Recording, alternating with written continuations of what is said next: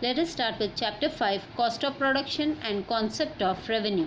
Economic analysis. It is quite important to understand the concept of cost and revenue to understand behavior of firm. As the production quantity changes, its cost of production changes. By cost, we come to know the debit side, and by revenue, we come to know the credit side of the firm. Importance of determining cost and revenue. It helps the firm to decide price of its commodity, providing guidelines to the maximization of the profit. Marginal cost helps to explain maximum profit. Concept of marginal cost helps to understand the behavior of a firm. Concepts of cost and revenue play an important role in taking decisions. Concepts of opportunity cost is important to know the alternative uses of factors of production. Concepts of monetary cost guides the administration of a firm. Now, let us learn the various concepts of cost. We will begin with the real cost. According to Marshall, the laborers, capitalists and entrepreneurs who are involved in the process of production bear psychological and physical burden. Such burden is called real cost. Mental factors such as fatigue, that is tiredness, boredom, tension, stress faced by the laborers, the anxiety faced by the entrepreneur or the one who has invested a large capital, these are all the factors included in the real cost. It is very difficult or rather impossible to measure the real cost. The concept of real cost being subjective and psychological, it is difficult to measure. For example, some workers are doing some job with interest, and if they are not doing with interest, they get bored or tired, then it is very difficult to measure. Similarly, the social cost. The atmosphere becomes polluted due to chemical factories. The surrounding people suffers. These things are not included.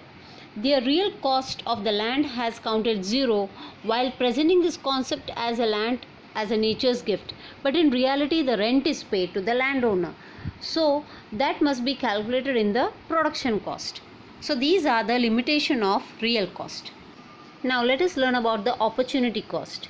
The means of production have alternative uses, that is more than one use. That is called the opportunity cost. The other use is left out or the same cannot be used for other purpose. Under such circumstances, the best alternative which remains is called the opportunity cost of production. Problems in measuring the opportunity cost. Factors with one use. Suppose if a piece of land is used only to produce grass so far, then we cannot calculate the opportunity cost of that land. The same applies for a person who is currently unemployed. Since the person does not have any work, how can we calculate the alternative cost? Factors having specific use. A factor of production having only a specific use, then the concept of opportunity cost is not useful. For example, a person having expertise over computers, scientists having knowledge of atomic power, etc. These people do not know any other work except their own.